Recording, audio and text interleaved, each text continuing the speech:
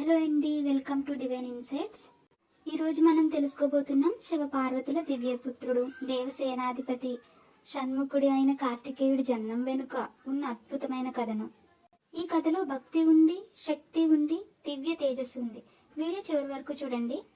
నా వీడియోని మీరు ఇదే ఫస్ట్ టైం చూస్తున్నట్లయితే లైక్ చేయండి, షేర్ చేయండి అండ్ సబ్స్క్రైబ్ కూడా చేయండి. ఇక లేట్ చేయకుండా వీడియోలోకి వెళ్ళిపోదాం. ఒకప్పుడు తారకాసుడు అనే రాక్షసుడు ఘోరమైన తపస్సు చేసి బ్రహ్మదేవుడి నుండి ఒక వరం పొందాడు. ఆ వరం ఏమిటంటే శివుని కుమారుడే నన్ను సంహరించగలడు అని.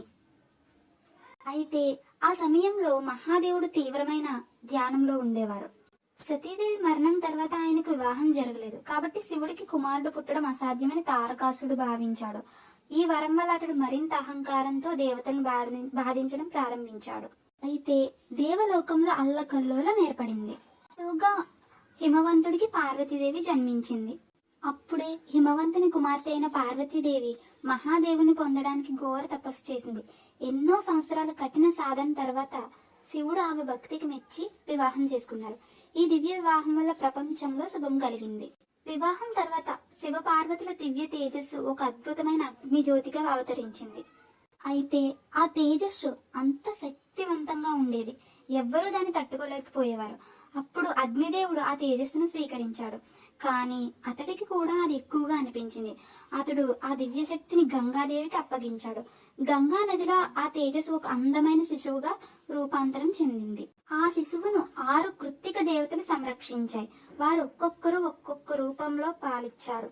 ఆ ప్రేమకు ప్రతిఫలంగా ఆ శిశువు 6 ముఖాలతో అవతరించాడు. అందుకే ఆయనను షణ్ముఖుడు అని కూడా పిలుస్తారు. కృత్తికలు పోషించడంతో ఆయనకు కార్తికేయుడు అనే పేరు కూడా వచ్చింది. కార్తికేయుడు వాహనం పేరు నెమలి.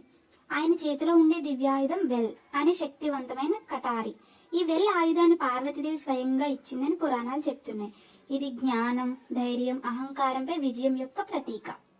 యువకుడిగా ఎదిగిన కార్తికేయుడు దేవసేనకు సేనాధిపతిగా నియమితుడయ్యాడు. ఆయన దేవతల సైన్యాన్ని నాయకత్వం వహించి తారకాసునిపై యుద్ధం చేశాడు. భీకరమైన యుద్ధం తర్వాత తన వెల్ ఆయుధంతో తారకాసుని సంహరించాడు. అలా దేవలోకానికి శాంతి తిరిగి వచ్చింది. జ్ఞానానికి ప్రతీక, ధైర్యానికి చిహ్నం, యువశక్తికి మార్గదర్శి, అహంకారంపై విజయం సాధించే దేవుడు. ప్రత్యేకంగా తమిళనాడులో ఆయన్ను మురుగన్ అని భక్తులు ఆరాధిస్తారు. స్కంద షష్ఠి పర్వదినం ఆయనకు అత్యంత ప్రాముఖ్యమైనది. ఇదే కార్తికేయుడు దివ్య జననం మరియు మహిమ. ఈ కథ మీకు నచ్చినట్లయితే లైక్ చేయండి, షేర్ చేయండి. ఇంకా ఇలాంటి పౌరాణిక కథల కోసం మా ఛానల్ని సబ్స్క్రైబ్ చేయండి. మరుసటి వీడియోలో ఇంకో అద్భుతమైన హిందూ పురాణ కథతో కలుద్దాం. ఓం శరవణ భవాయ నమః.